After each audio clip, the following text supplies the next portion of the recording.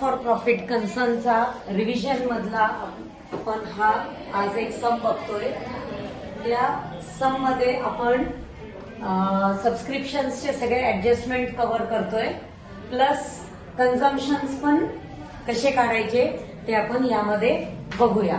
Most probably जास्त करून मुलांना जे कन्फ्युजन असतं तो सबस्क्रिप्शन्स मध्ये असतं आणि कन्झम्पशन्स मध्ये असतं. सो दोन्ही पॉइंट आपण या सम मध्ये करतोय.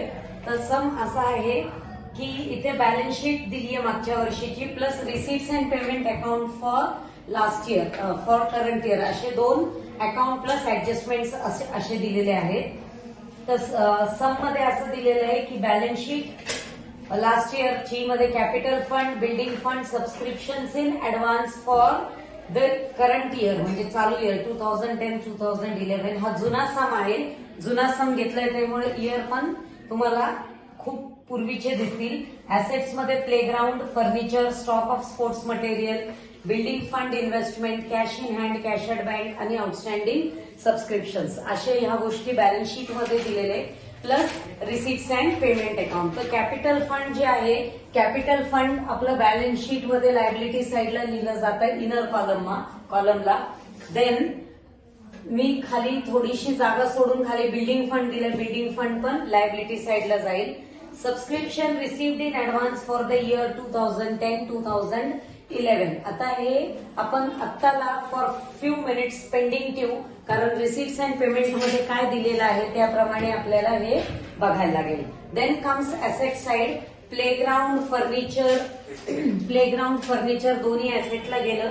स्टॉक ऑफ स्पोर्ट्स मटेरियल दिलेले. स्टॉक ऑफ स्पोर्ट्स मटेरियल हे आपल्याला कन्झम्पशन काढायला लागतं. लास्ट इयरचा क्लोजिंग स्टॉक म्हणजे या वर्षीचा ओपनिंग स्टॉक. सो हा आपल्याला कन्झम्पशन काढायला लागेल. Then comes building fund investment. Building fund investment पण ऍसेट साइडला गेली. कॅश इन हँड आणि cash at bank. Cash in hand, cash at bank हे लास्ट इयरचं बॅलन्स शीट मधलं आहे. सो एक वर्ष पूर्वीचा आहे. हा जर गेलाच तर रिसीट्स अँड पेमेंट अकाउंटला जातो फक्त, बाकी कुठेही लिहिला जात नाही, कारण हा एक वर्षापूर्वीचा cash in hand, cash in बँकचा बॅलन्स आहे. तो फक्त रिसीट्स अँड पेमेंट अकाउंटचा ओपनिंग बॅलन्स मध्ये जातो. देन आउटस्टँडिंग सबस्क्रिप्शन, हे मागच्या वर्षीचे आउटस्टँडिंग सबस्क्रिप्शन्स आहेत. हे सुद्धा काही फ्यू मिनिट्ससाठी आपण पेंडिंग ठेवू. Depends upon adjustment and receipts and payment account, त्या दोन्ही गोष्टीचं काय करायचंय, कुठले तर subscription received in advance and outstanding सबस्क्रिप्शनचं आपण पाहूया. Then comes receipts and payment account. तिथं ओपनिंग बॅलन्स दिलाय cash in hand and cash at bank. मी आता म्हणल्यासारखा लास्ट इयरच्या बॅलन्स शीट मधनं खाली आलेला आहे. सो आता आपल्याला तो इग्नोर करायचा आहे, तो कुठेही जाणार नाही. सबस्क्रिप्शन कुठे जाईल, इन्कम साईडला इनर कॉलमला. Bye subscription 1,09,000. परत मी जागा भरपूर सोडलेली आहे, आपल्याला ऍडजस्टमेंट करायला लागतात म्हणून. Then comes admission fees. By admission fees inner column 6,500. By donations 28,000.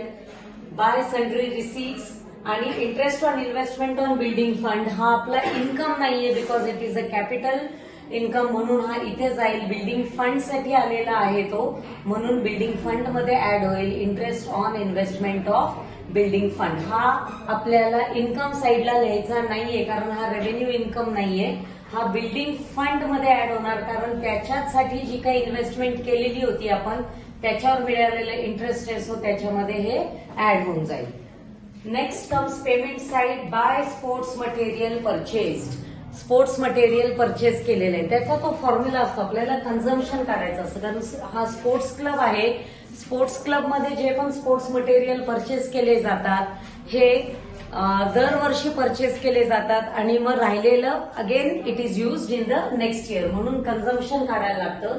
Sports material कन्झ्युम्डला ओपनिंग स्टॉक. हा ओपनिंग स्टॉक या वर्षीचा ओपनिंग स्टॉक म्हणजे लास्ट इयरचा क्लोजिंग स्टॉक असतो. स्टॉक ऑफ स्पोर्ट्स मटेरियल जो लास्ट इयरच्या बॅलन्स शीट मध्ये ऍसेट साईडला दिलेला आहे. Stock of sports material 22,000. Stock of sports material हा ओपनिंग स्टॉक 22,000चा. आणि रिसीट्स अँड पेमेंट अकाउंट मध्ये जो स्पोर्ट्स मटेरियल परचेस दिलेले आहेत that is our new purchases and new purchases 26,000. दोन्हीची टोटल झाली 48,000. त्याच्यानंतर मायनस क्लोजिंग स्टॉक येतो. हे ऍडजस्टमेंट मध्ये आपल्याला दिलेलं आहे. ते मी ऍडजस्टमेंट स्टार्ट झाल्यावर तुम्हाला परत एक्सप्लेन करते. Then comes salaries and wages. So expenditure side to salaries and wages, to office rent, मग टेलिफोन चार्जेस, प्रिंटिंग स्टेशनरी दोन्ही दिलेले. Telephone charges and printing stationery all comes to expenditure side.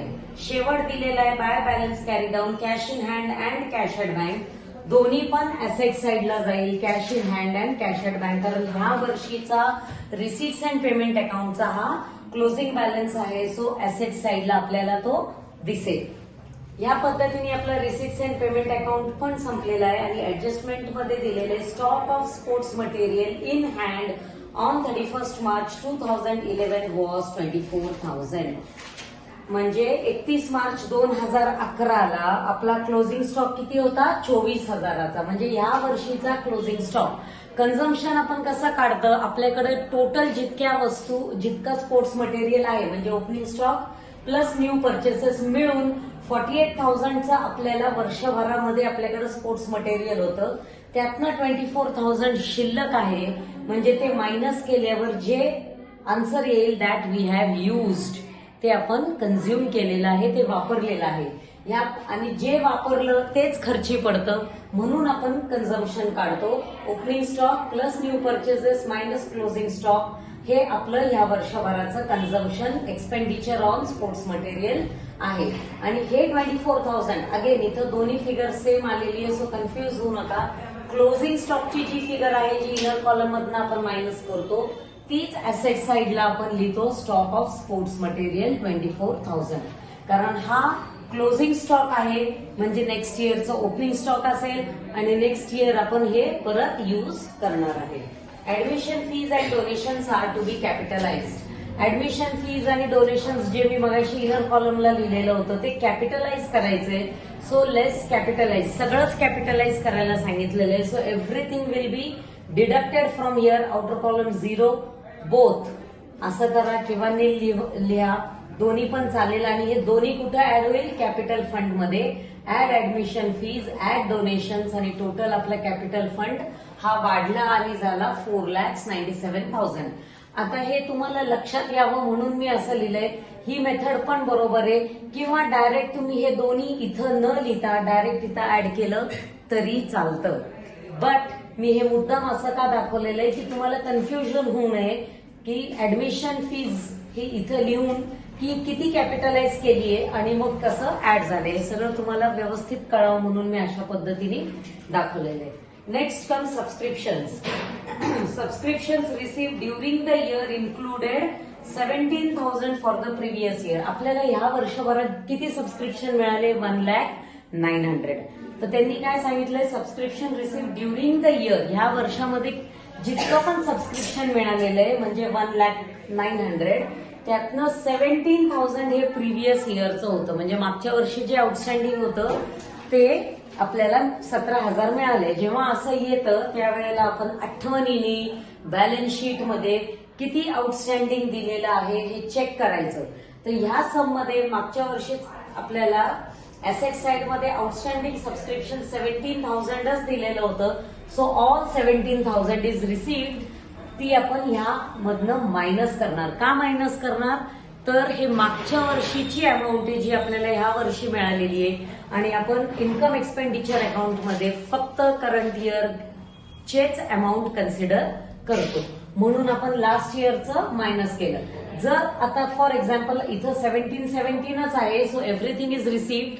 But if 20 for example असं धरून चाला, 17च्या ऐवजी 20 दिला असतं आणि 17,000च आपल्याला रिसीव्ह झाले असते, तर जे उरलेले 3,000 असते ना ते आपल्याला इथं आउटस्टँडिंग म्हणून दाखवायला लागले असते.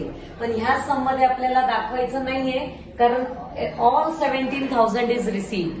मागच्या वर्षी जितकं पण आउटस्टँडिंग होतं ते सगळं आपल्याला मिळालेलं आहे, त्यामुळं मग इथं दाखवण्याचा प्रश्न येत नाही. Next comes 5,000 for the next year. Next year साठी 5,000 मिळालेले आहेत. म्हणजे या 1,09,000 मध्ये 17,000 मागच्या वर्षीचे, 5,000 पुढच्या वर्षीचे. दोन्ही पण करंट इयरचे नाहीयेत. So both will be deducted, दोन्ही पण मायनस होणार. आपण प्रिव्हियस इयरचे 17,000 मायनस केले, तसंच pre received for next year 5,000 हे पण मायनस केले. खाली हे दोन्ही फिगर मायनस करून 78,900 ची फिगर आली आहे. हे pre received for next year ही आपली लायबिलिटी आहे, म्हणून प्री रिसीव्ड और advance subscription for next year हे लायबिलिटी साइडला शो होतं. याचे दोन इफेक्ट झाले, याचा एकच इफेक्ट असतो, कारण एक सेकंड इफेक्ट जे आपण म्हणतो तो ऑलरेडी रिसिप्ट्स अँड पेमेंट अकाउंटला झालेला आहे. Next comes current year subscription is 14,500 which is outstanding. ह्या वर्षीचं आउटस्टँडिंग किती आहे की आपल्याला मिळायला पाहिजे होतं पण अजूनपर्यंत मिळालेलं नाहीये, ते 14,500 आहे. भले ते नाही मिळालं पण ती ह्या वर्षीची फिगर आहे, ती आपल्याला इन्कम एक्सपेंडिचरला दाखवायला लागते. म्हणून आपण add outstanding for current year 14,500 हे ऍड केलं. आणि एक गोष्ट आपण विसरून चालणार नाही की मागच्या वर्षी त्यांनी लायबिलिटी साइडला दिलेले, मागच्या वर्षीच्या बॅलन्स शीटमध्ये की subscription received in advance for the year 10-11 4,500, जे मी तुम्हाला बोलले होते की आपण बघूया थोड्या वेळाने. सो ती सुद्धा आपल्याला इथं ऍड करायला लागणार आहे, कारण ही अमाऊंट भले मागच्या वर्षी आपल्याला मिळालेली असेल पण ती ह्या वर्षीची होती. म्हणून plus received in last year for current year हे दोन्ही ऍड होणार आणि याचा पण सेकंड इफेक्ट कुठेही येणार नाही. म्हणजे 4,500चा सेकंड इफेक्ट येणार नाही, कारण याची कॅश स्वरूपात जी अमाऊंट होती ती मागच्या वर्षीच मिळालेली आहे. ह्या वर्षी फक्त आपण ह्या वर्षीमध्ये दाखवतोय जमा केलेली, म्हणून ही only one effect over here 4,500. अशा पद्धतीने हे दोन्ही अमाऊंट ऍड केल्यावर आउटर कॉलमला अमाऊंट येते 97,900. तर आपल्याला महत्वाचा मुद्दा याच्यात समजून घ्यायचा जो आहे तो मी परत रिपीट करते. सबस्क्रिप्शन्स मध्ये रिसीव्ड फॉर प्रिव्हियस इयर असेल तर मायनस करा, pre received for next year असेल तर मायनस करा, ह्या वर्षीचा आउटस्टँडिंग ऍड करा आणि ह्या वर्षीची अमाऊंट जर मागच्या वर्षीच ऍडव्हान्स मिळालेली असेल pre received in last year for current year तर हे दोन्ही ऍड होतील. सेकंड इफेक्ट म्हणलं तर आउटस्टँडिंग फॉर करंट इयरचा सेकंड इफेक्ट येईल आणि प्री रिसीव्ड फॉर नेक्स्ट इयरचा सेकंड इफेक्ट येईल. एक लायबिलिटीला जातो, एक ऍसेट साइडला जातो. कन्झम्पशनचा फॉर्म्युला लक्षात ठेवा, opening stock plus new purchases minus closing stock. ह्या पद्धतीने आपण हे पूर्ण सॉल्व्ह केलेलं आहे. याच्यानंतर आपण आता या सम मध्ये डेफिसिट आहे, सरप्लस किंवा डेफिसिट काढला जातो. एक्सपेंडिचरची टोटल मायनस इन्कमची टोटल आपल्याला आलेला आहे डेफिसिट 37,450, जो की इथं कॅपिटल फंड मधनं सबट्रॅक्ट होतो, मायनस होतो आणि मग आउटर कॉलमला एंड फिगर कॅपिटल फंडची येते. आणि नंतर लास्टला मग हे दोन्ही फिगर्स ऍसेट साइड आणि लायबिलिटी साइड 10 होते. ओके, असेच व्हिडिओज पाहण्यासाठी सिद्ध कॉमर्स क्लासेसचे व्हिडिओज बघत राहा. अजून रिव्हिजनचे लेक्चर्स असेच येत राहतील. काही डाऊट्स असतील तर कमेंट बॉक्समध्ये लिहून मला विचारू शकता. हाच व्हिडिओ जास्तीत जास्त फ्रेंड्स बरोबर शेअर करा, सबस्क्राईब करा आणि लाईक करा.